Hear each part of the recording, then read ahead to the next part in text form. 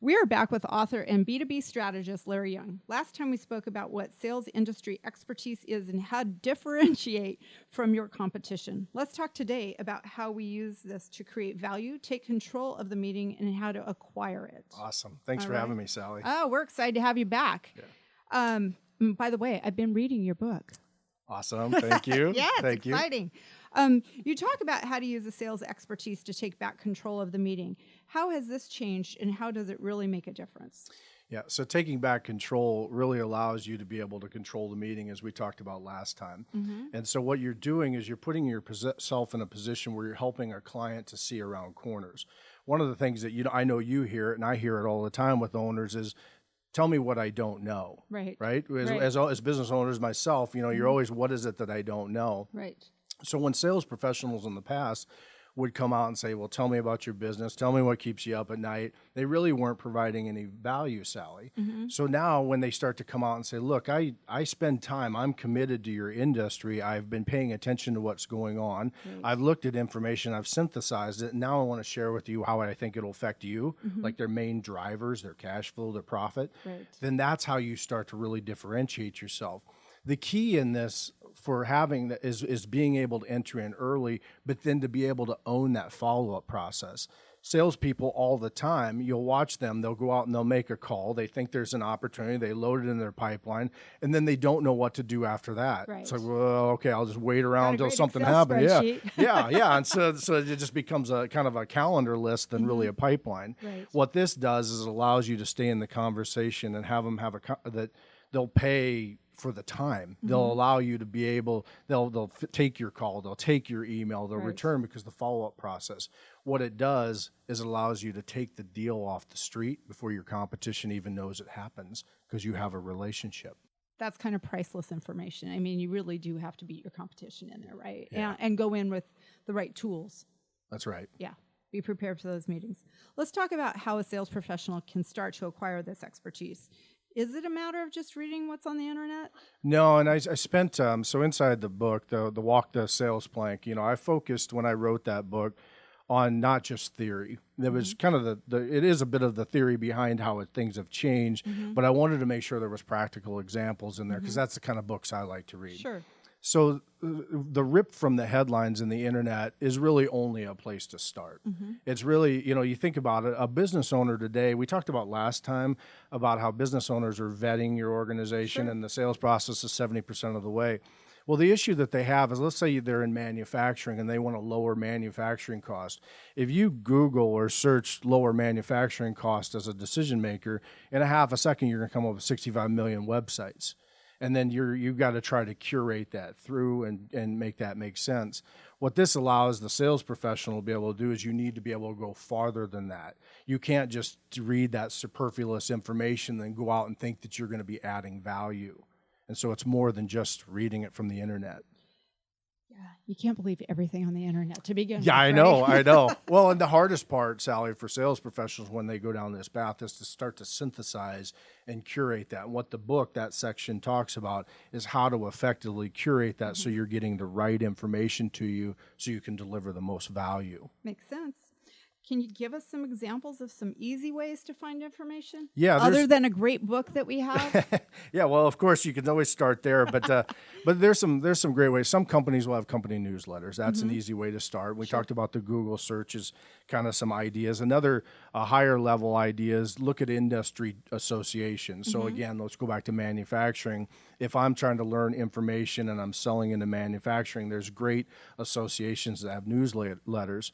A quick tip on that is I kind of focus on like the January, December issues, because that's usually when the president will say, hey, here's what happened last year. Here's what we're proud of. Here's the challenges or headwinds we face. And what it does is it starts to give you kind of some ideas. A couple even more robust ways is you've probably heard of Google Alerts. Yep. Yeah. So have them set on my computer. Yeah. So one of the things that I would ask, and I challenge groups and I challenge this in my speaking engagements, is that when you put out Google Alerts, if you type in, let's say, manufacturing costs, you're going to get 35 emails that week with 300 articles. And maybe the first day you kind of peruse through them, and the second day I'll do it later, and then you never do it.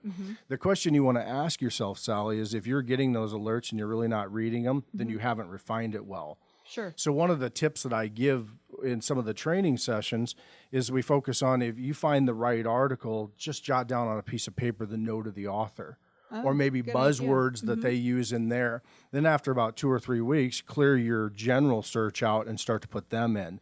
And then you'll start to curate a Google Alerts or an RSS feed is a good example that will give you information that's relevant. Now, like when I've curated mine, and it's taken months to do it, when I get those, now I get Google Alerts maybe once every 2 weeks with 1 or 2 articles on there, and they're relevant. That's where we're going. Something that's really helpful to you. Yeah, one of the other robust, listening to podcasts, same way. It's an easy way, which we're doing right here, but to find somebody that's an expert is a great way. And then you always got things like LinkedIn, where you can find groups, that follow that and find experts, and that's a great way to do it. Sounds good. What about some real in-depth ways? There's, I'll give you 2 that I think are probably higher level, and it's if you have the courage and the time to do it, it's probably the most effective. One of the unique ways I've used is I've hired a virtual assistant.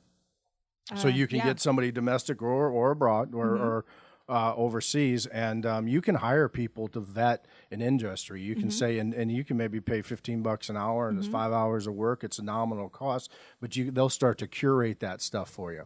You have to be careful, and because they might do a rip from the headlines, but when you find the right person and tell them and work with them on what you're looking for, that's a powerful way. But the thing that I know you'll be impressed with as a chamber, as the leader of the chamber, one of the best ways to find the best knowledge is your connections. When you start to establish connections in the industry you sell into and be a player in that, that's where the gold is. That's where most sales professionals won't go. When you start to go to trade associations, for say if you're in banking, you start to go to manufacturing, trade associations, meet people, follow groups, position yourself to learn.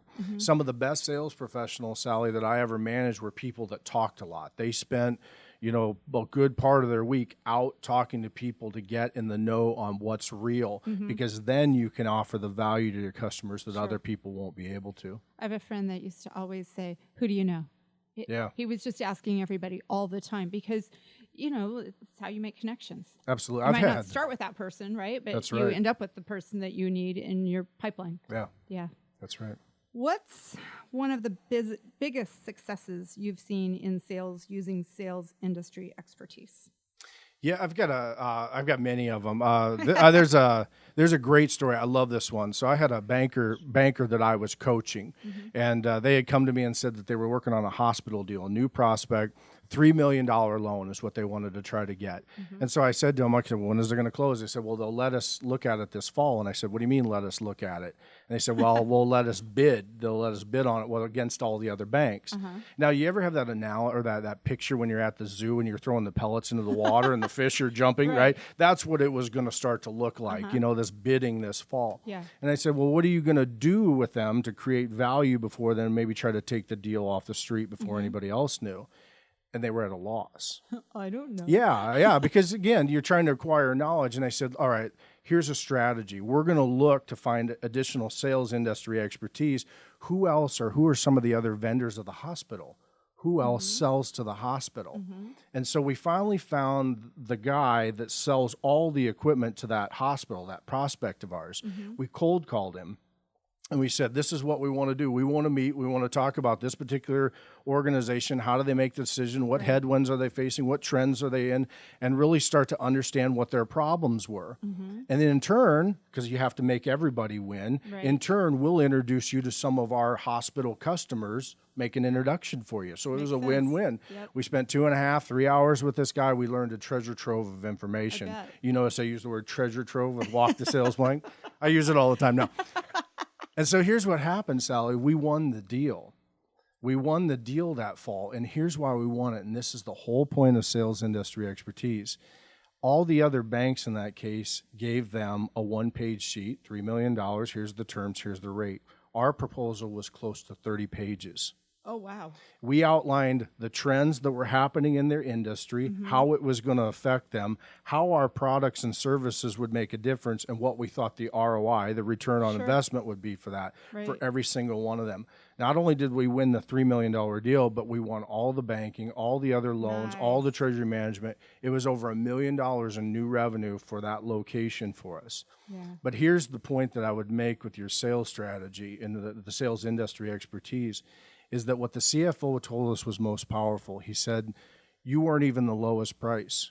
You had fees when the others didn't, and you had restrictions that others didn't. But everybody went with you unanimously because you know our business as good as we do.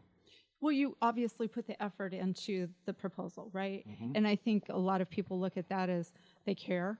They care enough to spend the time and invest the time into something that they don't know if they're going to win this or not. That's right. It means a lot.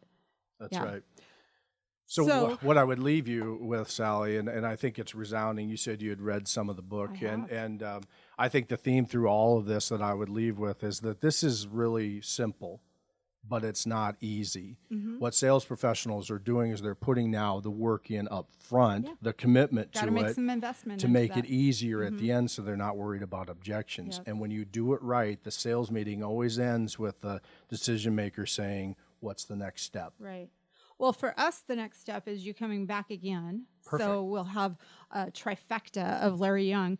But we're going to wrap it up today by saying go online, go to Amazon, and buy the book, Walk the Sales Plank by Larry Young.